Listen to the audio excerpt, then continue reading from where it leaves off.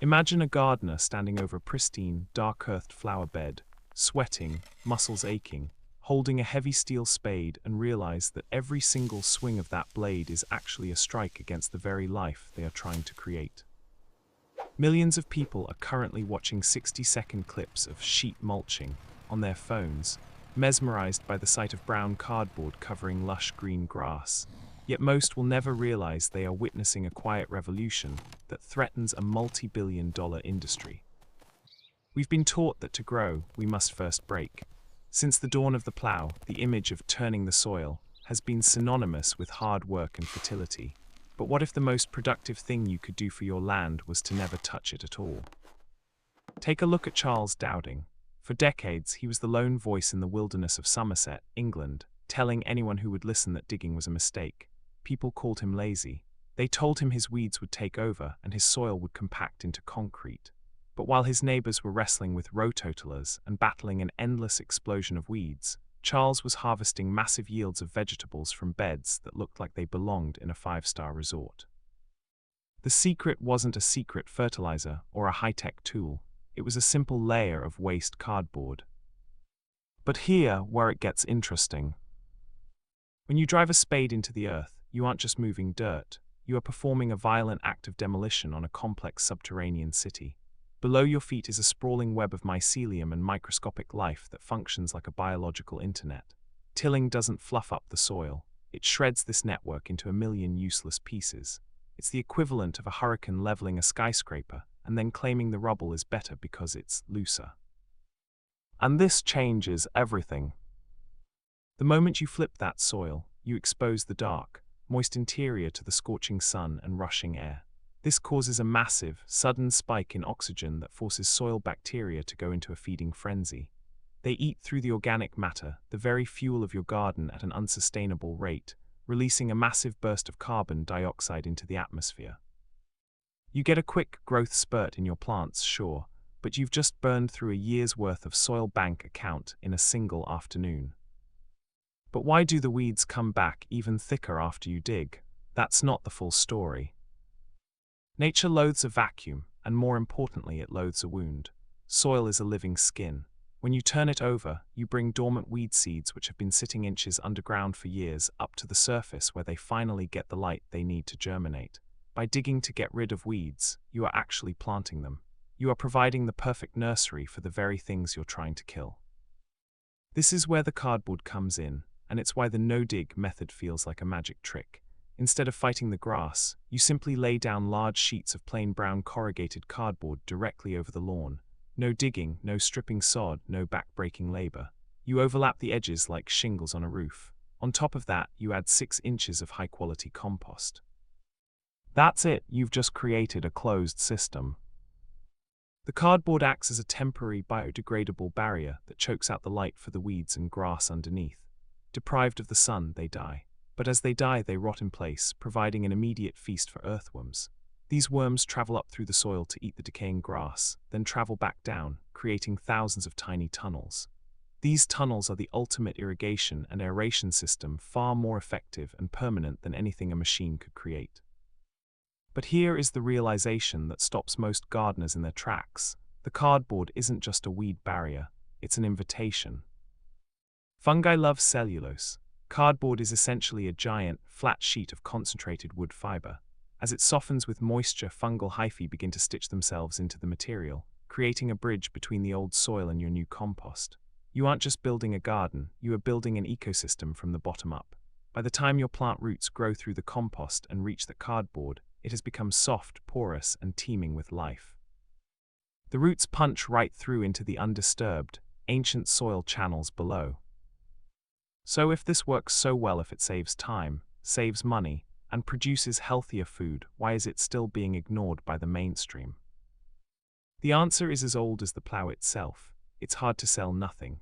You can't sell a $500 rototiller to a man who only needs a few scrap boxes from behind a grocery store. You can't sell annual soil conditioners and heavy synthetic fertilizers to someone whose soil is being naturally managed by a self-sustaining army of microbes and worms. There is an entire economy built on the idea that nature is broken and requires our mechanical intervention to function. We've been conditioned to believe that if a task isn't grueling, it isn't productive. The no-digging method offends our work ethic because it suggests that our primary job as gardeners isn't to be the creator, but merely the protector. But the logic is undeniable. In a forest, no one ever comes by with a plow. No one tilled the Great Plains to make them fertile. The earth builds itself in layers from the top down, through the slow fall of leaves and the steady work of decay. When we dig, we are fighting 400 million years of evolutionary success. Think about the implications of this. If we stop fighting the soil, we stop losing the carbon. We stop the erosion that turns our rivers brown every time it rains. We stop the cycle of chemical dependency that starts the moment we destroy the soil's natural ability to feed itself. It's a shift from a mining mindset where we extract value from the earth until it's spent to a management mindset where we simply provide the floorboards for life to build its own house. The practical steps are almost too simple to believe. You find cardboard, the boring, unprinted kind. You remove the plastic tape. You lay it down. You water it until it's soaked. You cover it with compost. You plant. In the first year, you'll notice you're weeding 70% less than your neighbors. In the second year, the soil becomes so soft you can push your entire arm into it without a tool. By the third year, the soil structure is so robust it holds water like a sponge, allowing your garden to survive droughts that wither everything else on the block. We've spent centuries trying to dominate the land, believing that our strength was the only way to coax life from the dirt. We built massive machines to rip, tear, and turn the earth, all while the perfect solution was sitting in our recycling bins. The cardboard method isn't just a gardening hack. It's a lesson in humility. It proves that sometimes the most radical thing you can do is get out of the way. If we've been this wrong about the dirt under our feet, what else are we overcomplicating? The true power of this method doesn't just lie in what it builds, but in what it protects. When we stop tilling, we allow the soil to develop a crumb structure, tiny aggregates held together by a biological glue called glomalin.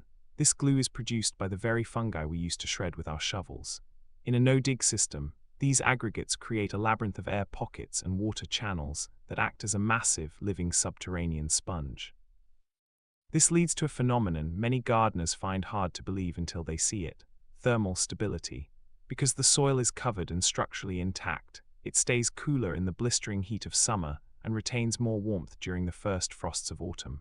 By simply laying down cardboard and compost, you are effectively installing a climate control system for your plant's roots. But here, where the logic takes a final, compelling turn. The ignored status of this method is beginning to crumble, not because of corporate backing, but because of a global, decentralized experiment. From urban lots in Detroit to small-scale farms in Scandinavia, people are discovering that high-yield food production doesn't require a diesel engine or a chemical laboratory. They are finding that the most resilient systems are those that mimic the forest floor. The resistance to no-dig isn't based on science, it's based on aesthetic tradition. We've been conditioned to think clean soil is bare soil, but in nature, bare soil is a wound. By covering that wound with cardboard, we aren't being messy, we're being restorative. We are trading the temporary, hollow satisfaction of a freshly tilled field for the permanent, quiet power of a thriving ecosystem. As you look at your own patch of earth, whether it's a backyard or a single raised bed, ask yourself if you want to be the master of a dying landscape or the partner of a living one. The revolution starts with the trash in your garage and the willingness to put down the spade. This is just one way we are relearning how to work with the planet instead of against it. What other standard practices are actually holding us back from a more efficient world? The ripple effect of this transition goes far deeper than just healthier tomatoes. When you commit to a no-dig system, you are participating in a massive, global carbon sequestration project. Modern agriculture is one of the leading contributors to atmospheric carbon, largely because tilling releases the CO2 stored in the earth. By laying down cardboard and leaving the ground undisturbed, you are literally locking carbon back into the soil, turning your backyard into a small but vital carbon sink. But here's the most surprising part of the transition. After the second or third year, the physical nature of your soil changes so much that it becomes self-weeding. In a traditional tilled garden, the soil is a chaotic nursery of opportunistic seeds. In a mature no-dig bed, the surface is a rich, dark layer of decomposed mulch and compost that is almost entirely free of weed seeds. Any blow-ins that land on top are easily plucked with 2 fingers because the soil is so friable. You aren't just saving your back, you're buying back your time. And this is where the tension between tradition and efficiency finally breaks. The reason the no-dig movement is exploding on social media isn't just because it's aesthetic, it's because it's a high-retention lifestyle. People who start this method rarely go back to the plow. They realize that the hard work they were told was necessary was actually a form of unintentional sabotage. They see the birds returning to their gardens to feast on the massive increase in insect life, and they see their plants growing with a vigor that chemicals simply cannot replicate. We are living through a period where we are finally looking beneath the surface. We are realizing that the most advanced technology on the planet isn't a new piece of hardware, but the 4-billion-year-old biological processor that lives in the dirt. The cardboard method is simply the interface we use to plug back into that system. It's an admission that we don't need to reinvent the wheel, we just need to stop putting sticks in the spokes. As you stand in your garden, cardboard in hand, you aren't just starting a project. You're ending a centuries-old war. You're deciding that instead of forcing the earth to submit to your will, you're going to give it the tools it needs to thrive on its own terms. The results speak for themselves not in the roar of an engine, but in the silent, explosive growth of a garden that finally has everything it needs. If the most effective way to heal the land is to simply step back, what other areas of our lives are waiting for us to stop digging? The shift toward no-dig isn't just about the soil, it's about a fundamental change in our relationship with labor. In the traditional gardening world, a good gardener is defined by their struggle, the blisters, the sweat, and the hours spent wrestling with a hoe. We've built a moral framework around the idea that if you aren't exhausted, you aren't doing it right. But the cardboard method forces us to confront an uncomfortable truth. Our busy work was actually a barrier to success. While we were busy cleaning our beds, we were actually stripping away the soil's immune system. Bare-tilled earth is a biological desert, vulnerable to every passing pathogen and heat wave. By contrast, a sheet-mulched garden is a fortress. The layer of compost on top of the cardboard acts as a living skin, regulating temperature and moisture so effectively that the plants inside it often require half the water of a conventional garden. But here, where the logic takes its most provocative turn. If this method is so clearly superior, why isn't it the standard in industrial agriculture? The answer lies in the sheer scale of our current infrastructure. Our entire food system is built on the back of heavy machinery and synthetic inputs, designed to replace the very soil functions we destroyed. Transitioning a 1,000-acre farm to a no-dig layered system requires a massive shift in equipment and mindset that most corporations simply aren't ready to make. The ignored nature of this method isn't a failure of science, it's a byproduct of economic inertia. And this changes everything for the individual. While the giant tankers of industrial farming are slow to turn, you can change your entire system in a single weekend. You don't need a tractor or a chemistry degree, you just need to stop believing the lie that the earth is your enemy. When you lay that cardboard down, you are opting out of a cycle of destruction and entering a cycle of accumulation. You are moving from a world of scarcity, where you must constantly add fertilizer to keep plants alive, to a world of abundance, where the soil feeds itself. The realization is simple but heavy. We've been trying to solve biological problems with mechanical solutions. We've been using a hammer when we needed a blanket. As the cardboard eventually dissolves into the earth, it leaves behind a legacy of structure and life that will outlast any engine. It's a reminder that true power doesn't always come from force. Sometimes, it comes from the quiet, persistent pressure of nature being allowed to heal. As you look at the brown, flat surface of a newly prepped no-dig bed, it might look like nothing is happening. But underneath, 1 trillion workers are clocking in for the first time in years. They don't need your help, they just need your permission.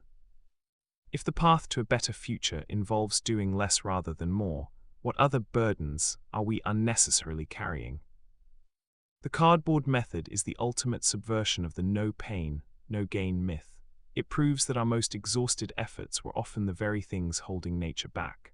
By laying down a simple barrier and stepping aside, we stop acting as the soil's mechanic and start acting as its protector. In the end, the most productive tool in your shed isn't the one that rips the earth apart, it's the one that lets it pull itself back together. If the most effective way to heal the land is to simply step back, what other areas of our lives are waiting for us to stop digging?